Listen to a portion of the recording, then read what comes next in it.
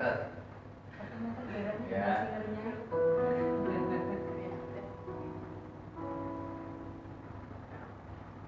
You tell Mike if you're ready, then you start. Okay. I'm ready, Mike. Okay, hold on. Good evening, ladies, brother and sister. Welcome to IIC. We are congregational denomination in Yogyakarta. We welcome you to this congregation, and we are going to worship together to praise God's name. Now we will start our congregation this evening by lighting the candle by Timo.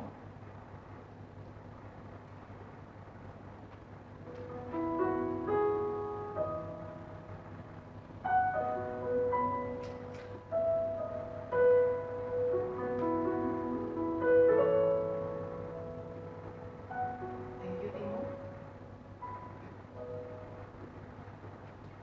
And we will sing together, Lord, I lift your name on high.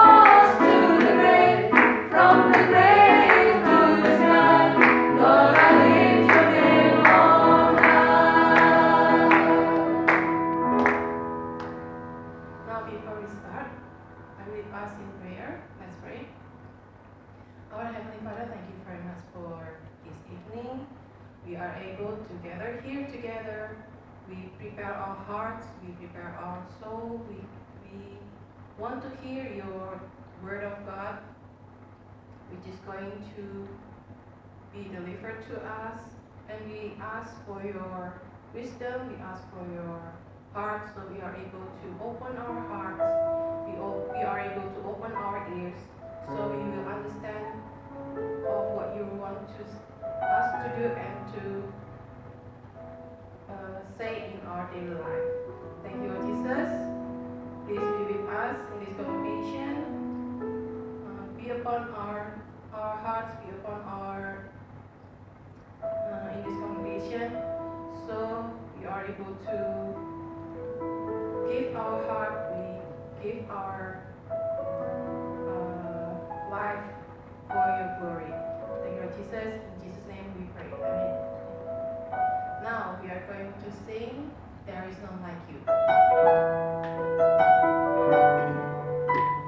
You may be seated.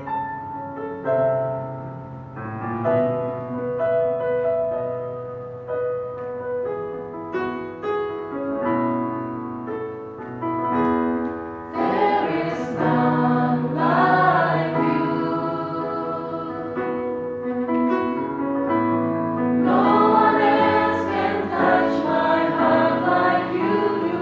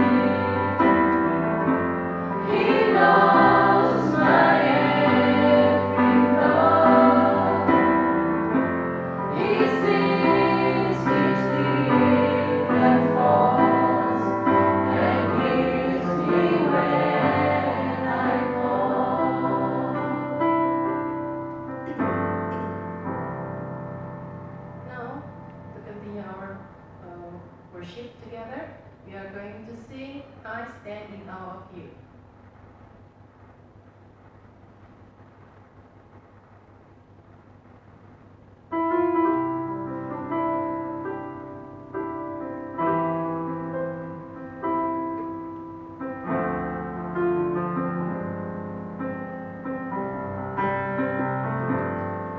You are beautiful beyond description, too marvelous for words, too wonderful for comprehension, like nothing ever seen or heard. Your infinite wisdom, who can fathom the depths of your love? You are beautiful beyond description, majesty enthroned above. And I stand in awe of you. I stand in awe of you. Holy God, to whom all praise is due. I stand in awe of you.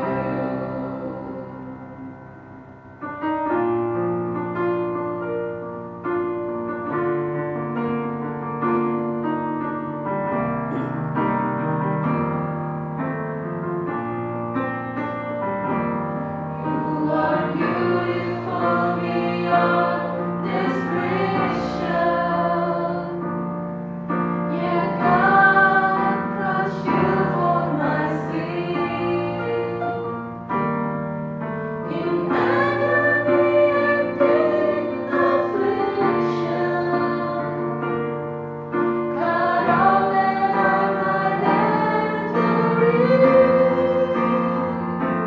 Who can grasp such tender compassion? Who can fathom this mercy so free? You are beautiful beyond description. Love of God for me. And I stand in awe of you. I stand in awe of you. Holy God, to whom all praise is due. I stand in awe of you. I stand in awe of you. I stand in awe of you. Holy God, to whom all praise is due. I stand in awe of you.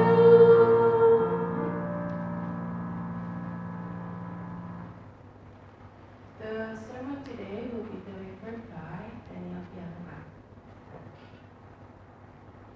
Happy Sunday. Sunday. This church might be a little bit different, especially if I'm only talking to around 10 people here. But yeah, I hope that more people are joining the video. At the moment, we are facing new situations nearly every day, and sometimes it feels like every hour. There are so many unknown things for us every day. Like, for example, online streaming in the church. Really sad to not see you face to face, only a few of you. Many people in leading positions have to take action and make decisions in a situation that was not foreseen. Are we closing our schools or our universities, our offices? Will we have church as usual uh, as sorry? Will we have church as an online stream? Can I work in an internet cafe? Is it still safe? Or should I stay at home?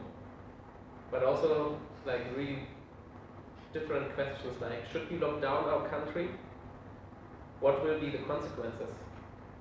Compared to many other countries, we still can decide here in Indonesia. We still can go out without asking for permission. I can imagine to make the right decisions is not very easy now. And not only now we have to make decisions, very often we are confronted with new situations in our life. The prophet Samuel was in the same situation. He had to make a decision. He had to anoint the new king of Israel, and he had to have a strong feeling that he found the right one when he saw Eliab. So maybe we should read together, because we didn't do it before. We should read together Samuel, and we have it also on the PowerPoint.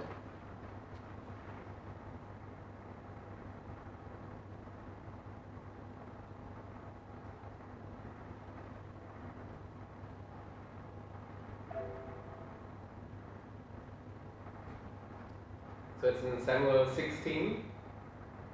We can read about how Samuel should go to Jesse to find out who's the new king of Israel. And then we can read, when they came, he looked on Eliab and thought, surely the Lord is anointed, is now before the Lord.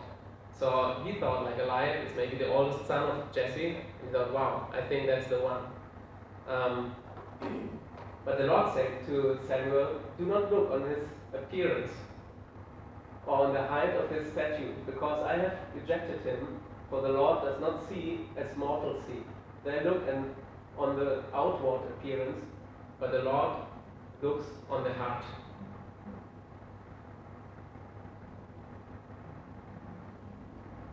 So like when Elijah saw Eliab, he thought, wow, that's the right one. But God said no, because he has a different measure than us mortals. He is looking deeper. He is looking into our hearts, not at our appearance. For me, when I was reading this story, I thought, wow, that shows how sovereign God is. For me, it shows impressively how he is. Very different from our thinking. Sometimes it seems like we found a very good solution if we have a problem or a challenge, or if we have to make a decision. But then God says no. And then sometimes maybe we have other solutions. So like if we continue reading, we read that that Jesse has more sons, 7 sons, and he's asking every one of them, and God always says, he's not the right one. And maybe that's very often also in our life. If you have a problem and you see a good solution, and then you find out, oh, it seems like it's not the solution God wants. And then we have the second solution, and we have the third solution, and always we think, okay, now we should solve the problem. But it seems like God always says no. And maybe Samuel was also a little bit frustrated when he was in this situation. Like he asked like the first son, the second son, the third son, and God always says he's not the one. Until no one is left. And I think that's something what we very often feel in our life. And at the end, he asked, okay, is there anyone else? And then Jesse said there's one son, but he's outside, and maybe you have to call him. And he said, yeah, call him, we will not sit down until he's here. And then David came, and God said, this is the one. For me, it's also interesting to see how Samuel has no doubt that he heard God's voice correctly. Like when I would be in a situation like this, I would maybe think, maybe now there was no solution at all. Maybe I didn't understand God's voice. maybe I didn't understand what God really wants, maybe I overlooked something. But for Samuel it was really clear that God said no, and there was no one left until David came, and he was the one. And maybe if you remember like how it started with Samuel, when he came to God's house, God called him when he was still young, and he always thought it's someone else. And he had to learn to listen to God's voice. And after a while, he learned it and he understood God's voice. And now you can see as he's older, that for him it's not a problem anymore to listen to God's voice. And maybe that's something what we also can learn from this story, to learn to listen to God's voice.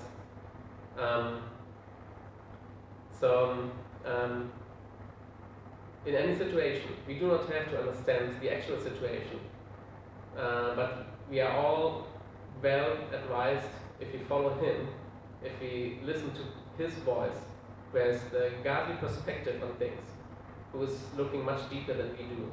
So sometimes we think, okay, that's all the 7 sons were there, that's not the solution, but God has a different solution, and yeah, He's calling for David, something what we couldn't see. And yeah, I think also in our actual situation, we sometimes feel afraid. So we just don't understand the situation now, how it will develop in the next days and weeks, how bad it will be, when does it end. It seems like the future is dark and unknown. And we ask, where's God in the situation? Where's the solution? Where's the solution that God gives us? And what we at the moment see is that some people are getting really irrational, maybe especially in the Western world, like in Germany, Australia, America. The first thing that people think about in a situation now is we need a lot of toilet paper. Maybe it doesn't make a lot of sense. Especially here in Asia, maybe the most people don't understand this. But also, people are afraid of an economic recession and losing their jobs. And it's something nobody could foresee just a few weeks ago. It is interesting how this little virus can control even the biggest economies in the world. And I think maybe one thing what we can learn is we are much less in control of our life than we think. In the lectionary for today, the second text is Psalm 23. And it feels really comforting to just read this psalm in a situation like this. The Lord is my shepherd, I shall not want. He makes me lie down in green pastures. He leads me beside still waters. He restores my soul. He leads me in the right path for His name's sake. Even though I walk through the darkest valley, I fear no evil, for You are with me. Your rod and Your staff, they comfort me. You prepare a table for me in the presence of my enemies. You anoint my head with oil. My cup overflows. Surely goodness and mercy should follow me all the days of my life, and I shall dwell in the house of the Lord my whole life long. And I think maybe we can understand it even more in a situation like now. If it says, even if we walk through the valley of the shadow of death. So like what we hear every day is like more and more people are dying, and I think it's maybe something what makes us very uncomfortable, and like we feel like the whole world is now going through the valley of shadow and death. But it says, I fear no evil, for You are with me, and Your rod and Your staff comfort me. He is with us, so we don't have to be afraid. We don't have to fear evil. We don't have to fear COVID-19. We even do not have to fear death.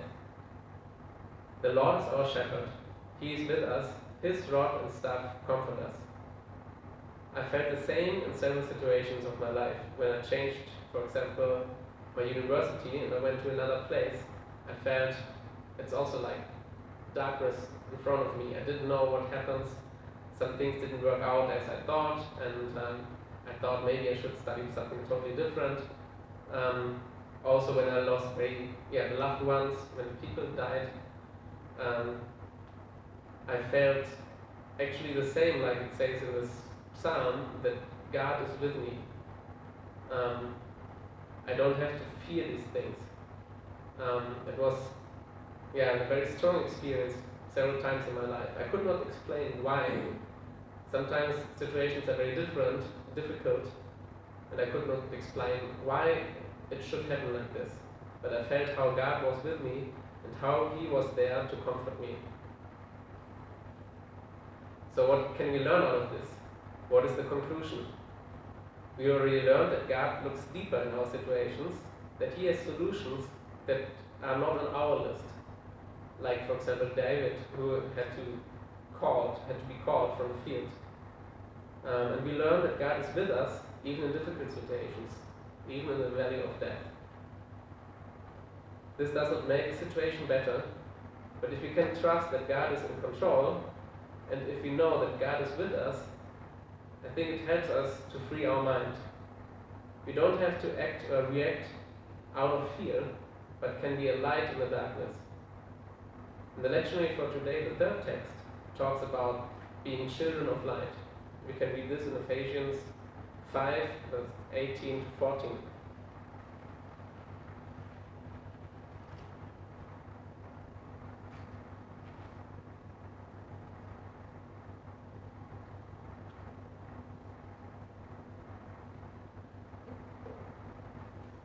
For once you were darkness, but now in the Lord you are light. Live as children of light. For the fruit of the light is found in all these good things and right, and all that is good and right and true. Try to find out what is pleasing to the Lord. Take no part in the unfruitful works of darkness, but instead expose them. For it is shameful even to mention what such people do secretly, but everything exposed by the light becomes visible. For everything that becomes visible is light. Therefore it says, "Sleeper, awake, rise from the dead, and Christ will shine on you." For me, it's something very, very special, especially in this situation. We can live as children of light as we are all going through this valley of shadow and death. We are called to be children of light. I think this is a very important thing in this time. I think this is where we as Christians now have a responsibility. Will it make a difference that we are children of light? Will it make a difference that Jesus says in John 16, verse 33, "I have told you these things so that in me you may have peace. In this world you will have trouble, but take heart, I have overcome this world." Through Jesus we get a totally different perspective and we can act very differently. Especially in a time like this, we should not be like the world, but live in the world. And we can think about how it says in Ephesians 5, verse 10, try to find out what is pleasing to the Lord. And maybe the situation now, we are quite blessed because we have internet. Even if we have to be at home, we are still connected to the world. And we can do so many things at home. We can listen to audiobooks, we can finally watch our favorite movies, we can clean our rooms, we can do e-learning to improve our skills. But I think God's perspective is even wider. We should not only brighten our own life, but be a light for others. 2 weeks ago, we could do some things we cannot do anymore maybe. We went with a team from YSC, Young Adults, with Ukrim and Max and Mary from America, to Sumba to bring light in a very practical way. We installed our solar systems in churches, and many people in Sumba still don't have light. They use oil lamps and go to bed shortly after sunset. To charge their phone, they have to go to the neighbor village and pay 5,000 rupiah just to charge one phone. And we not only brought light by a solar system, but we also had a kids program what was bringing joy and light into their life. and that's a light that is much brighter than solar light. Maybe now things like that are getting more and more difficult, but I think still we have a chance to be a light in this world, especially in a moment like this. I was just reading something from Open Doors from a pastor in Wuhan. So they had the situation already a few weeks ago that everything was shut down, and they had to deal with the situation first.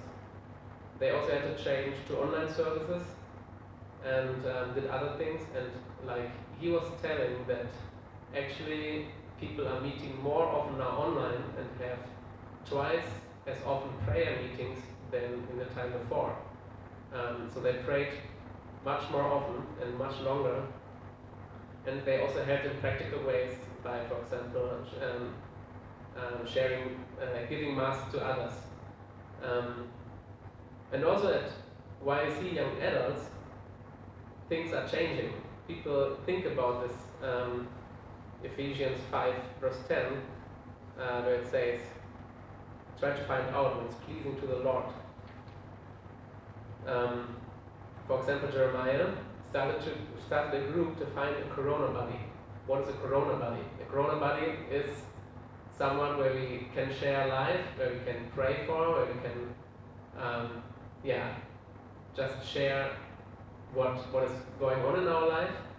And I think it's something very important, especially for people that are maybe living alone or get stuck in their course. And I think it's a very great possibility to encourage each other and to share life in this time. Also to share, call it viral videos. I didn't join actively yet, but I'm sure I will do it today.